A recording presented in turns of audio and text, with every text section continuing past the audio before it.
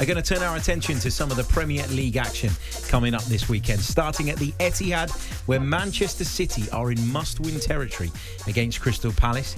Elsewhere, should Arsenal make 11 changes against Brentford with their second leg Arsenal against are Real relying Madrid? on vibes. Just around the corner. If they're relying on vibes, they've got it nailed. No need to worry about the team selection. We'll also round things off at St James's Park, where Newcastle can move a step closer to Champions League football with a win over Manchester United. Plus, we've got Twitter Corner to come too. Let's do it. This is The Social on talkSPORT 2. The talkSPORT 2 Social.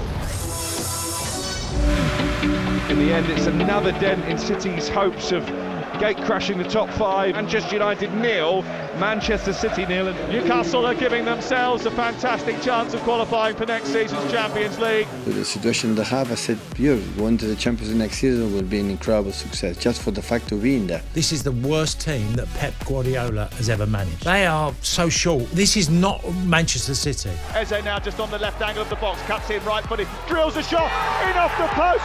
Oh, it's a terrific finish by Eberici Eze. We got the reward in the last weeks and months, and it's important now to keep this level. There's the roar from Selhurst Park. They've beaten their great rivals, Brighton. They don't just like it, they love it at the moment, Crystal Palace. Manchester City boss Pep Guardiola says it's a boost that the Premier League has been given an extra Champions League spot. Fifth place will now guarantee entry into the competition after Premier League sides' performances in Europe this season. Arsenal wrapped that up, by the way, by smashing Thank you, mate. Real Madrid. You're welcome. Pep is happy to have been given an extra chance to qualify, but says they still have a challenge on their hands to secure it. It's better to have 5 teams instead of 4 for the situation they have, but they have 7, 8 contenders, so it will be until the last moment. And I'm not agree with you. We don't have the squad. We don't have the squad all season, so we don't have neither. We have 3 central defenders out that play the final Champions League. We have a better striker out until almost last 1 or 2 games, so we don't have the squad. We didn't have the squad.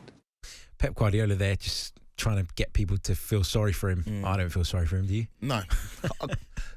At every turn, Pep Guardiola has been given the keys to the Ferrari. He was Barcelona B manager, then he became the Barcelona manager and inherited Lionel Messi and Iniesta and Xavi. Then he went to Bayern Munich, where he won the league in every single season. Then he came to Man City, where he struggled in his first season, finishing 3rd, and has dominated the league ever since. I'm not going to cry for Pep Guardiola. No, me neither. Look, they need a performance. They need a victory. You know, even though the 5th spot is available for Champions League qualification. Now, there's no guarantee that they're going to finish there. And their kind of ups and downs this season, I think, have prompted people to ask questions about whether they're even capable of achieving that. Now, there's been a lot of talk recently, Kwaku, about the style of football that they play. Are they overcoached? Has it become a bit boring, a bit mind-numbing at times? I think maybe that's a narrative that has gathered a bit of momentum based on how bad the Manchester derby was last weekend. But is there something in that? Because, you know, we were talking about it off air. During the week, we've watched Declan Rice defy what a coach has told him and whip one into the corner and set Arsenal on their way. We've watched PSG run riot against Aston Villa because they've let their players off a lead and said, go and make it happen. We've watched Barcelona absolutely murder Borussia Dortmund. Like, is there something in that debate? And is Manchester City the club that you should be looking at and saying, you kind of started this? Yeah, there's something definitely in it. What I would say is that we can't criticise City and Pep for doing it because it's won them multiple titles. What you can criticise is the copycats that have done it in a way that's way less successful. But football has stagnated a little bit. There are so many ways to skin a cat, and I think football's at its best when you have managers with different personalities and different philosophies. For me, the prime era of the Premier League was like from 2004 to 2012, where you had these bombastic managers in Wenger and in Fergie and in Jose and in Rafa, and they played football in different ways, but it was all really, really effective. And I feel like now you've just got Pep Guardiola disciples, and you can say that Arteta's a version of that. I do think that's actually doing him a disservice. Arteta plays very, very different football to the football that Guardiola plays, but I think that we are maybe coming out of that era where everybody's copying Pep Guardiola's style of football, because teams have come up against Man City this year and shown that they can beat them playing a different style. If you look at teams that have been successful this season, Nottingham Forest, who on average retain the least amount of possession in the Premier League, you look at Bournemouth, I know they've fallen off a cliff a little bit, but they play football in a very different way as well. So I think we are coming out that era, but there's definitely something in the fact that football's got a lot more boring as a result of what Pep Guardiola's done. Yeah, I mean, it's fine to use it as a kind of blueprint, but you got to be willing to make adaptations and adjustments. You've got to have the personnel for it as well. Absolutely, for sure. Kevin De Bruyne is leaving. That's massive news. I mean, listen, for a couple of seasons now, it's been fair to say that he's been dwindling in terms of his ability to influence games, largely due to injuries and fitness problems. But where does he rank in terms of the Premier League greats for you? Because for me, he's right up there among some of the very best midfielders. So I've been asked this multiple times. In terms of all-time great players... Better have a good answer then. Henry is still number one in terms of overall. Midfielders, you can make an argument that he's number one. He's won as much as anybody, barring Roy Keane, in terms of that, and Paul Scholes as well. He's been at the centre of those City teams that have won stuff. The very difficult thing to do with this conversation when it comes to Premier League all-time great midfielders is that it's impossible to take away their European kind of performances in that conversation. Because if Gerrard doesn't have Istanbul, as great as a player he is, he's not in these conversations, but he does have that. So we do have those conversations, and he's put in those. Let me just say that Steven Gerrard has not even got 50% of the talent that Kevin De Bruyne does. Oh, I think that's pushing it. I think work rate, absolutely. Leadership, absolutely. Ability is a baller. Being a hard man, yeah, he's got all of that. But talent, he's not even fit to lace Kevin De Bruyne's boots. No. Sorry, don't do that. Don't do that. If you were to do that with Frank Lampard, I'd actually be more on board with it, because Frank Lampard had a very specific skill set, both of them, and that was to score goals. But in terms of football, and I'm here to slander Steven Gerrard and to slander Liverpool, but as a footballer, go and ask all those ex-players out there who the best was when they played against them. They all say Steven Gerrard to a man, and I'm there trying to get them to say Frank Lampard, and they're telling me it's Steven Gerrard. Apparently, he was just a different. He might have been very difficult to play against because of the other reasons I've mentioned. But talent-wise, pure talent, ability to manipulate a football, Kevin De Bruyne is leagues above. Okay, cool. Gerrard. Okay, but we also have to.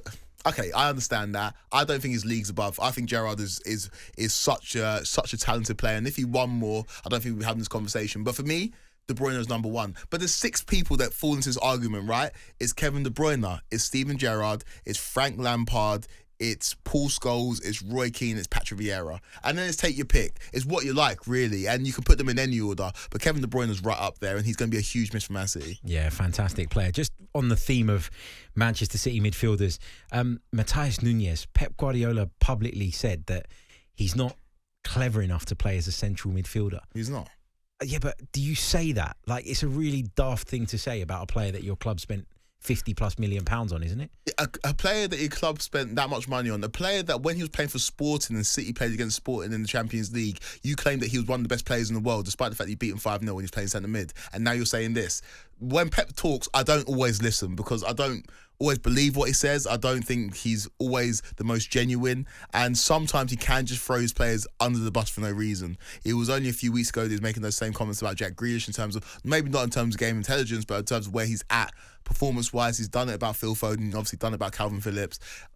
When Pep speaks about players, I take it with a pinch of salt. Just on Crystal Palace, obviously Manchester City's opponents, they've been in pretty good form in the second half of the season. They've really kind of picked it up, and they're showing what they showed in the early days under Oliver Glasner after a period of difficulty.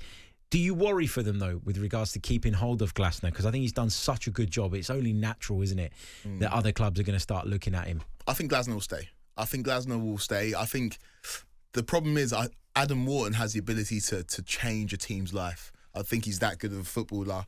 And where Palace have picked up recently, I think it's 7 wins in their last 10 matches in the Premier League. They are one of the most informed teams in the country, and there's now more of a spotlight on their top players. I think Glasner will stay because Palace's league position will probably be 11th, 10th, which is not, I think, good enough to attract the biggest. And it's also not enough to say, I've done my job here and I'm going. Exactly. Like, he will feel that there's still more to do. But in terms of players being picked off, I think Eze will probably looking at his mate Elise playing for Bayern Munich, saying, I want a bit of that. I think Adam Wharton's probably going to be picked up by a top team because he's English and he's quality. And Pep's been talking about him pre-game as well, saying that he's one of the best English midfielders, the size, physicality, the game intelligence. So be wary of him moving on. But I look at this Palace team and I really like them. They're really exciting. The game against Brighton was one of my favourite games of the season. But I just do worry for them in terms of keeping their key personnel.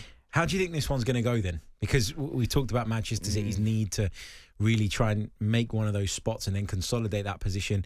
Manchester City under Pep Guardiola to not be in the Champions League is unthinkable. Yeah. This is a really big game for them. Big game for them, but I think 4 out of their next 5 games in the league are against teams that are in the bottom half of the table. Out of all the teams that are chasing that spot in the top 4 or top 5, they've got the easiest run in. The problem is 12:30 kickoffs have not been kind to Man City this season. They haven't won a single one. They've drawn 2, lost 1, or lost 1 and drawn 2. And for some reason, this fixture, City versus Palace, at the Etihad, I always have memories of Palace winning. I don't know why. That might not be right, but in my mind, it's embedded that Palace do really well at the Etihad. Was it Andre? Was it Townsend? Who scored that? I think it was a Roy Hodgson fixture, wasn't it? Yeah. And it was Townsend. I think it was Townsend who scored an absolute banger against Man City. So I think Man City dropped points in this one, and I'm actually going for a Palace win. Palace win? I'm going for a Palace win. I'll go for a 2-1 Palace win. I think City have shown over the last few years that when it matters, that they can deliver.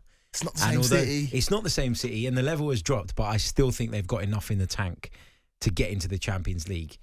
And I think that they're going to kind of go on a little bit of a mini run from now to the end of the season. I think it starts this weekend. That's my take on this one.